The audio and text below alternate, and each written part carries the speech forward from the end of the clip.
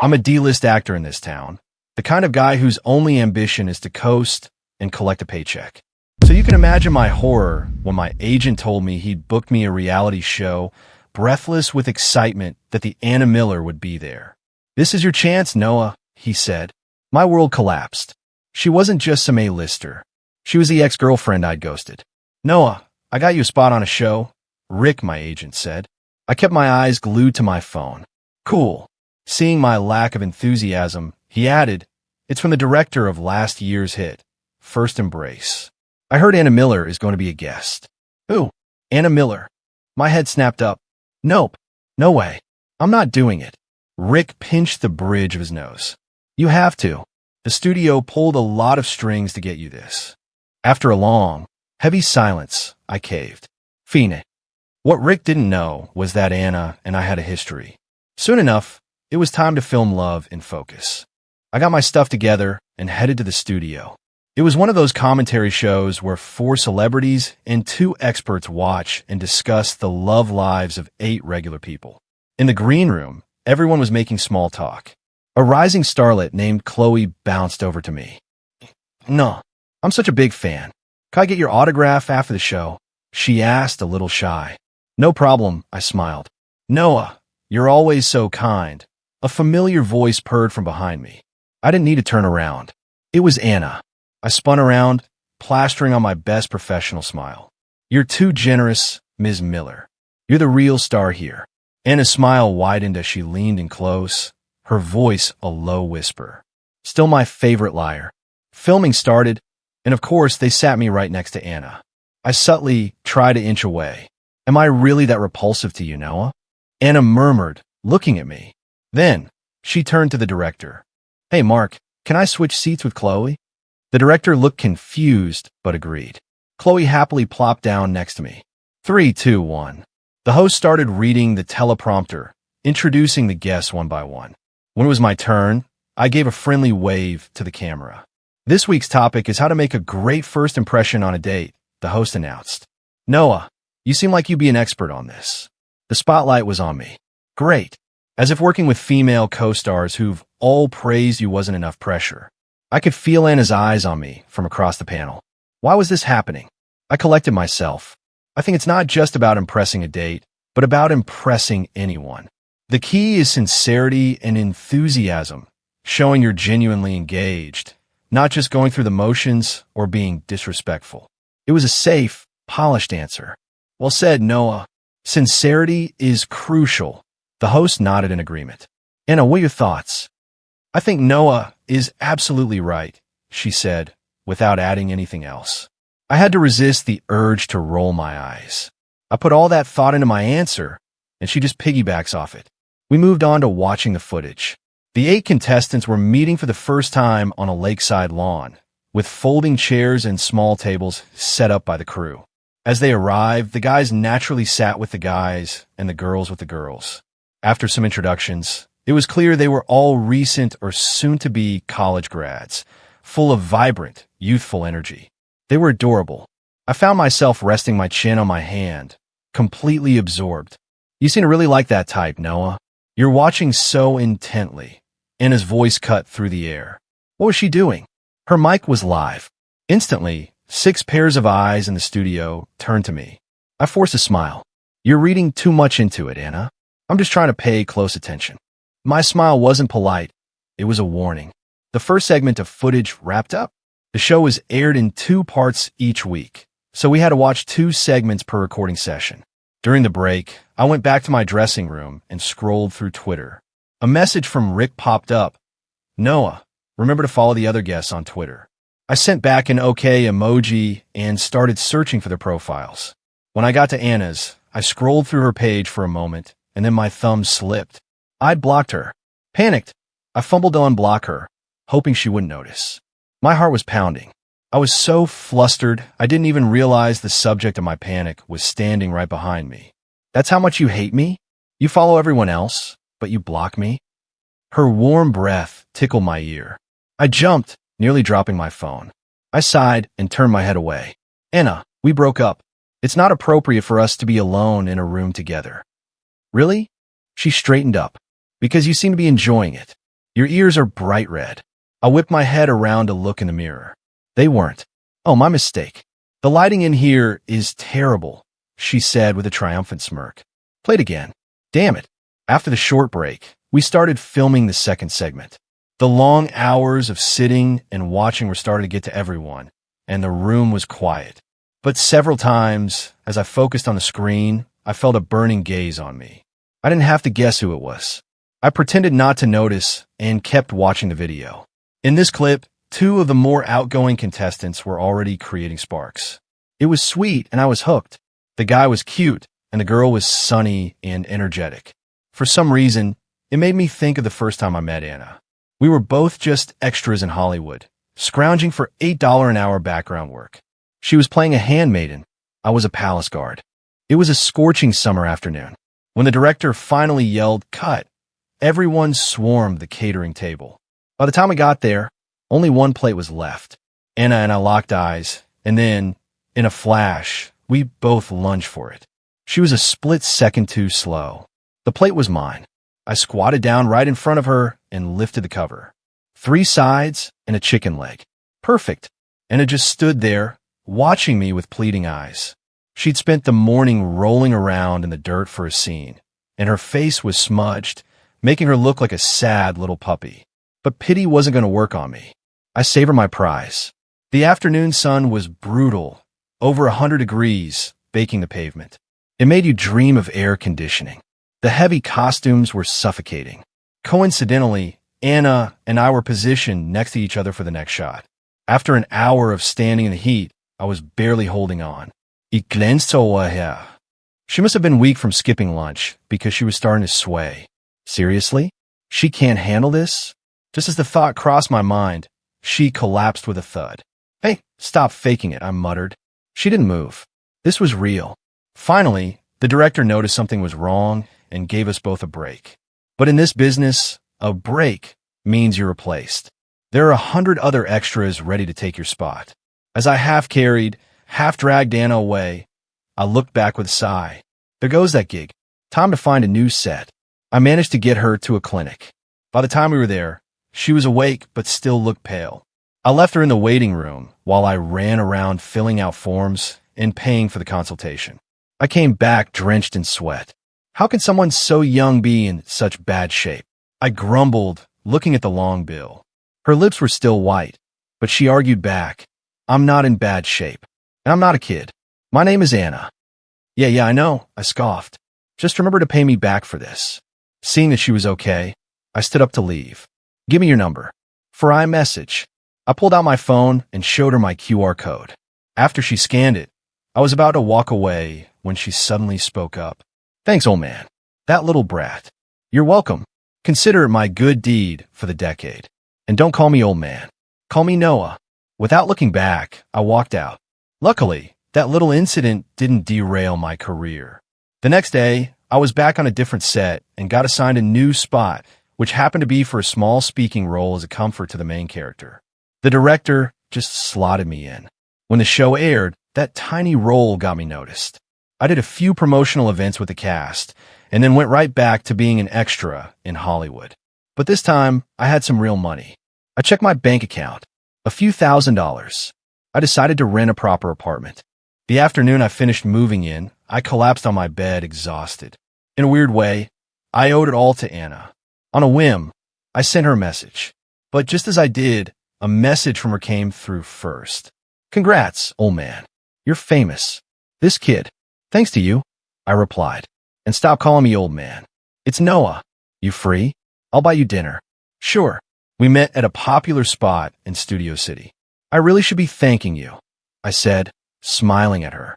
If you hadn't passed out from heat stroke that day, I never would have gotten that part. Anna, who had been busy stuffing her face, looked up. See? I told you we were destined to meet, old man. There you go again, I said, feigning annoyance. Shouldn't you have a drink to celebrate? She paused, took a sip of water, and said, I have to be on set early tomorrow. Just a little one, I insisted, scanning a QR code on the table and ordering 2 beers. Why does a kid like you even like to drink? I asked, propping my head on my hand. She gritted her teeth. I'm not a kid. I'm legal, old man. Okay, kid, I smirked. She deserved it for calling me old man. My landlord told me he'd found someone to share the rent, a girl. Whatever, as long as she was easy to live with. One evening, I came home, exhausted from a long shoot, and found Anna sprawled on my couch, scrolling through her phone. Hearing the door open, she looked up. Of all the people that end up as my roommate, I kept the thought to myself. Business must be good. You can afford to rent a place like this now. The rent's not that expensive, she mumbled, scratching her head. Youth is nice, I mused aloud. You don't have to support a family. Probably still get money from your parents.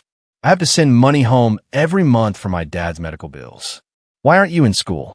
Why are you out here acting? I asked after I had washed up and joined her on the couch. She was playing a game on her phone. Oh, my professor told us to get some practical experience, so here I am. So she wasn't just a fresh-faced high school grad. What's up? She asked, noticing my silence. Nothing, just curious, I replied, opening my own phone. What about you? She asked, looking up. For me, graduation meant unemployment, I said with a shrug. My dad got sick and needed money fast. The daily pay here is more than I made at my internship. Anna's expression changed. I'm sorry. It's fine, I shook my head. I figure if I grind it out for another 3 or 5 years, I should have enough to cover his treatment. I drew my knees to my chest, wrapping my arms around them and resting my chin on top. I turned my head to look at her. Well, she said, looking at me earnestly, I hope your dad gets well soon and lives a long, healthy life. Thanks, I smiled. I'll pass that along next time I see him. For the next little while, Anna and I barely saw each other. The film I was on had me shooting nights constantly, while her schedule was mostly days. But I'm a light sleeper, and I often heard her leaving in the morning. One night, I dragged myself home, feeling half dead. I pushed open the door, and there was Anna, standing in the living room in a bathrobe, blow-drying her hair. I yelped instinctively. Saw thee. I didn't mean to. The hairdryer was too loud for her to hear me. She turned it off and looked at me. What did you say? Nothing, I mumbled, looking down and rushing towards my room. The sound of the hairdryer started up again. Once inside my room, my heart was still racing. I sat down hard on my bed. Every time I closed my eyes, all I could see was the curve of her collarbone and her long, pale legs. She had a great body, a really great body. What am I thinking? I shook my head. Get a grip, Noah. She's a good girl. A little while later, probably sensing something was off, Anna knocked on my door. Hey, was there something you needed before, Noah? No, I'm good. Just tired. Going to sleep now, I called out from under the covers. I didn't see her crack the door open, just a sliver.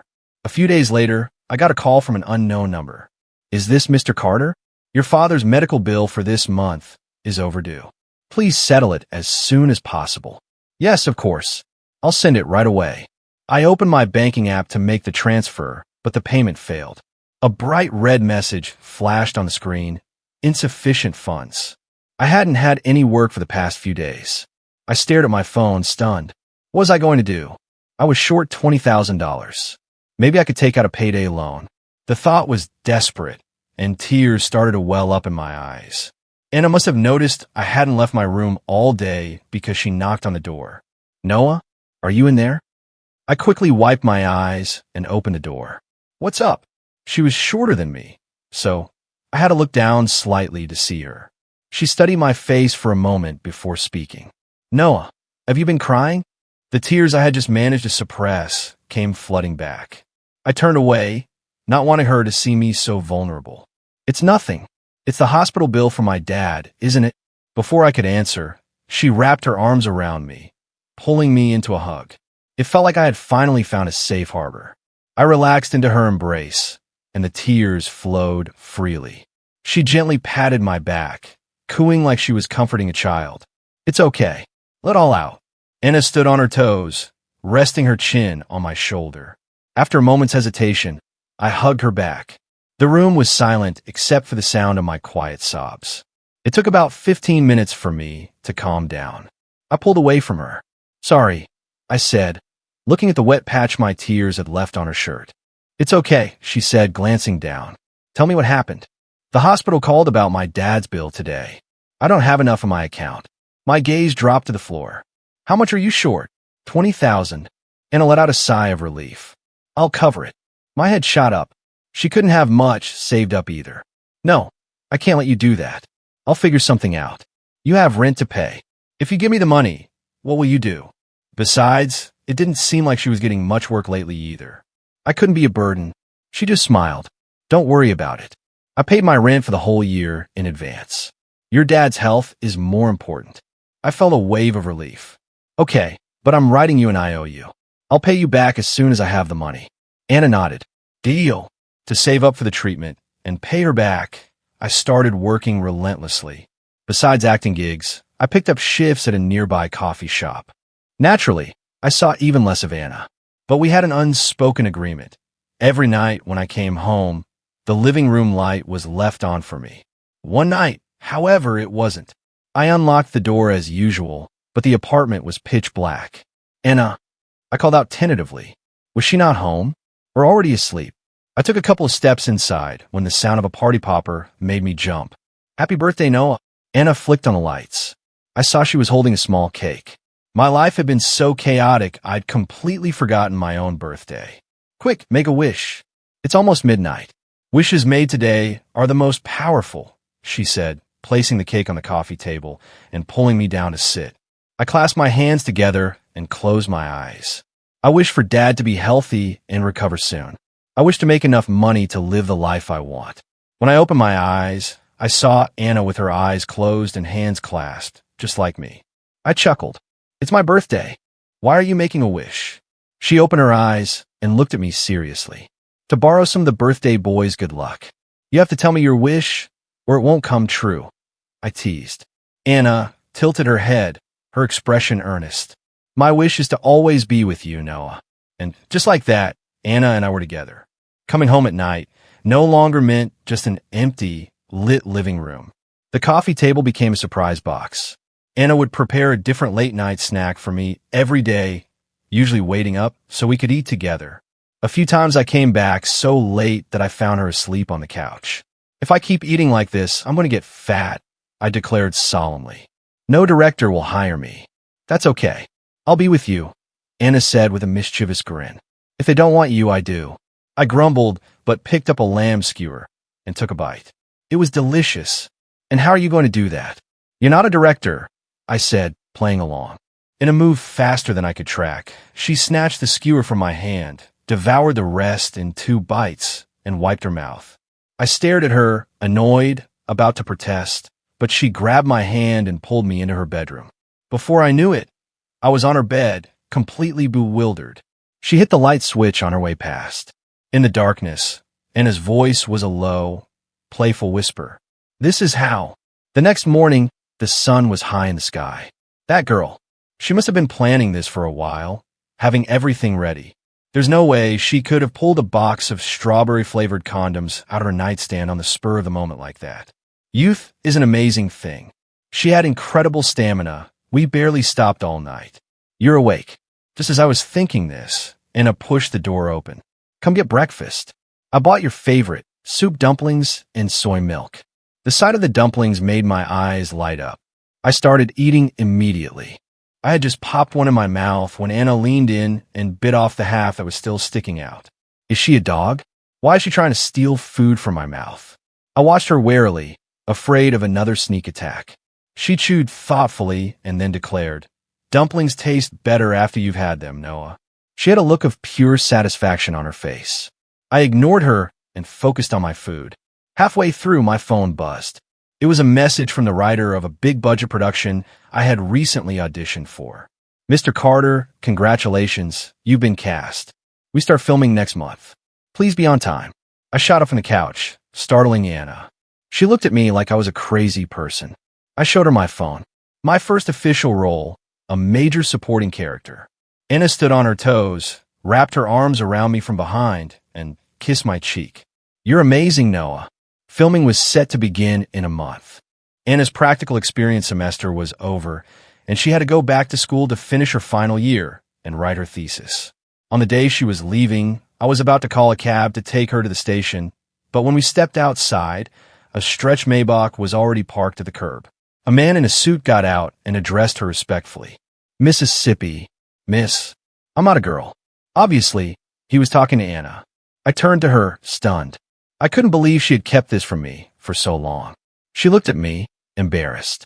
I am sorry, Noah. I didn't mean to hide it from you. She trailed off, seemingly unsure of what to say. I just shook my head, watching as the driver loaded her luggage into the car. Our eyes met, but neither of us spoke. Finally, Anna broke the silence. And you don't have to pay me back that money. Use it for your dad's treatment. I didn't answer. She stepped forward and gave me a quick hug. I have to go, Noah. I watched her get into the car as it slowly pulled away, disappearing from sight. My nose started to sting. Goodbye, Anna. Whether you want the money or not, I'm going to pay you back. After that, our iMessage chat was quiet for a few days, but then the messages started coming again as if nothing had happened. I was on set, so I often couldn't reply right away, but she never complained. She just kept me updated on her life. Noah, I bought soup dumplings today. Noah, my thesis proposal defense was today. The professors were so tough, but my topic got approved right away. Noah, I'm watching one of your old shows. You're such a great actor. Mixed in were photos, a half-eaten dumpling with soup spilling out, a sultry picture of herself. After work, I would read every message carefully and reply to each one. Besides her texts, I also had a few contract offers from different agencies. I stared at the word contract on my screen. It was finally happening. I was making it. I replied to her messages and then opened my banking app. The number had quietly ticked over into 6 figures. Things were only going to get better. After 3 months of dedicated work, I wrapped on the film. After the wrap party, I started walking home. It was a cold winter, and a light rain began to fall. The icy drops hit me, and despite my thick down jacket, I shivered and picked up my pace. Just then, my phone rang. I pulled it out of my pocket and answered. It was the news I never wanted to hear. Mr. Carter, I'm so sorry to inform you, but your father's condition worsened suddenly tonight. We did everything we could, but he passed away. The voice on the other end paused for a moment. Please come by in the next few days to handle the paperwork. My condolences. The line went dead, leaving only a dial tone. I replayed the words in my head, trying to make sense of them. Dad is gone. I collapsed onto the sidewalk, rain mixing with my tears. Was this fate's way of balancing the scales? Had my life with Anna been too good, too happy, and now it was being taken away? Everything was just starting to look up, but maybe that was the point. Anna and I were from different worlds. I shouldn't be dragging her down. I wiped my eyes with the back of my hand and took a deep breath. I am sorry, Anna. I unlocked my phone, opened my banking app, and sent $50,000 to her account. Then I switched to iMessage, my hands shaking as I typed a few words into our chat. Anna, let's break up. Then I blocked and deleted her number. A clean break is better than a slow, painful one. I went home to handle my father's funeral, got a new phone and number, and signed with an agency I had admired for a long time. After getting my head straight, I threw myself back into work. My career took off better than I could have ever imagined. I even had a few admirers in the industry. But whenever someone confessed their feelings, I would politely turn them down. I was waiting for someone, or more accurately, I was waiting for the day I could stand beside her as an equal. Noah, you seem really invested. The host's voice pulled me back to the present. Yeah, they're really sweet together. I didn't expect so much chemistry in the first episode. I replied with a smile. We can't go back, I thought with a pang of regret. Chemistry is the perfect word for it. You've got a good eye, Noah, the host said, and the other guests and experts laughed as the taping for the day concluded. I packed my things, put on my sunglasses, and called my driver. While I was waiting outside the studio building, a black SUV pulled up in front of me. The window rolled down. It was Chloe. Noah, we're all going out for dinner. You should come, she said enthusiastically. Sure, I nodded and got in. With a young crowd, the atmosphere at the restaurant quickly became lively. Oh, right, we don't have each other's numbers, Chloe said, slapping her forehead. Quick, let's all add each other. I'll make a group chat. I pulled out my phone and opened my iMessage QR code. A slender, pale hand holding a phone reached past Chloe and scanned my code before she could. Before I could process it, I heard the familiar ding. Does the great Anna Miller have a habit of cutting in line to get people's numbers? I muttered as I accepted the request from everyone else. I put my phone away and sent a private message to Anna. Her reply was almost instant. No, I only have a habit of cutting in line to get your number. With anyone else, I don't have to cut in line. I looked up and our eyes met across the table. Whatever, I typed back, then shut off my phone and listened to the chatter around me. People had early calls the next day, so the dinner broke up quickly. As we were leaving, Chloe offered to give me a ride home, but I declined, saying I wanted to get some fresh air. She didn't press the issue, and after saying our goodbyes, she left in her SUV. I was about to start my walk home when another car pulled up in front of me. This time, it was a Rolls-Royce Phantom. I didn't need to guess who it belonged to. "Get in," Anna said, rolling down the window. When I didn't move, she repeated, "Get in. They're a paparazzi." I had no choice but to put on my sunglasses and slide into the passenger seat. As soon as I buckled my seatbelt, she spoke. "Just kidding," she said with a triumphant little laugh. "Are you serious?" I was annoyed now, reaching for the buckle to get out, but the door was locked. She'd locked me in. Anna leaned over, her warm breath on my exposed shoulder. I froze. She reached across me, unbuckled my seatbelt, and then buckled it again, pulling it snug. Then she started the car. I could feel my face getting hot. Pathetic. Anna drove me to her place. She parked the car in her designated spot, and the moment she killed the engine, I unbuckled and got out. She followed, catching up to me in a few steps. I looked at her, confused. Her hand came up from behind and cupped the back of my head, pulling me close. Very close.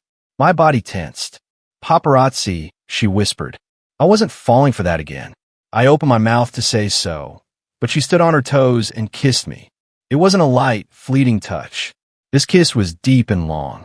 Her tongue expertly parted my lips, teasing mine. Our breaths mingled, and my head spun. After what felt like an eternity, she pulled away, still looking breathless. Then she grabbed my hand, and we ran for the elevator. I let her pull me along, the wind rushing past my ears. It felt less like an escape and more like an elopement. Inside her apartment, neither of us turned on the lights. She pulled me into the bedroom and pushed me down onto the bed. Her voice was soft. "Noah, you're on fire. Will you let me put it out?" I didn't answer with words. I pulled her down and kissed her, my body moving in sync with hers. It was the only answer she needed. Just this once, I thought, let's be reckless. When I opened my eyes again, it was the next day. Anna was holding me, her familiar, comforting scent of sunshine all around me. I wanted to stay like this forever, for time to slow down. She must have sensed I was awake because she loosened her embrace and took my hand instead. "Noah, marry me. Don't leave me again this time." Her hair tickled my face, and I felt something wet land on my head. I looked up and saw that she was crying. "My parents don't care that you're not from a wealthy family. If you're worried they'll complicate your life, we can just live here. Or we can pick a place you like and buy a new house. If you were worried that I was more successful than you before, well, I'm at the top of my game now. I can protect you," she said between sobs. For some reason, I felt a sense of pride. She had matured, but she was still the same girl I knew. I squeezed her hand and looked her in the eyes. Okay, I would never again break down because I didn't have enough money. I would never again feel insecure because I had nothing. Now, Anna and I could stand side by side. What was there to worry about? Anna and I got married, but we kept it private. The filming for Love and Focus continued off and on and finally reached its finale. The director's reputation, combined with the popularity of the guests, made the show a huge hit. The best part for me was that the couple I was rooting for actually got together. They had their misunderstandings, but they confessed their feelings in the final episode while writing letters to each other. It was painfully sweet. The online discussions were intense. That one couple was so sweet. How did Alex and Mia end up together in the end? Our ship is the sweetest OTP forever. Liam and Zoe were so cute too, like two little sloths. Is no one going to mention it? The way Anna and Noah were looking at each other in the studio was electric. OMG, you're right. You could totally feel the sparks flying between them. I was curled up on the couch, watching the finale, when Anna, without my knowledge, posted on Twitter. "That's right, we're married." Attached was a photo of our marriage certificate, taken from an angle above my head as I watched TV. The comments were a flood of "in-game" and "so sweet." The latest notification was from Rick. "Rick, something this huge and you don't tell me? Congrats." I slowly typed out a question mark, a bad feeling creeping over me. On instinct, I opened Twitter. The top trending topics were hashtag Anna Miller, hashtag Noah Carter, hashtag Anna no married. I looked up from my phone and playfully pinched her cheek. Then I quote-tweeted her post and added a comment. "You posted this behind my back. Don't do it again." I gave her lips a punishing little bite. She stood on her toes and deepened the kiss. After a long moment, she pulled back and whispered one word. "Never."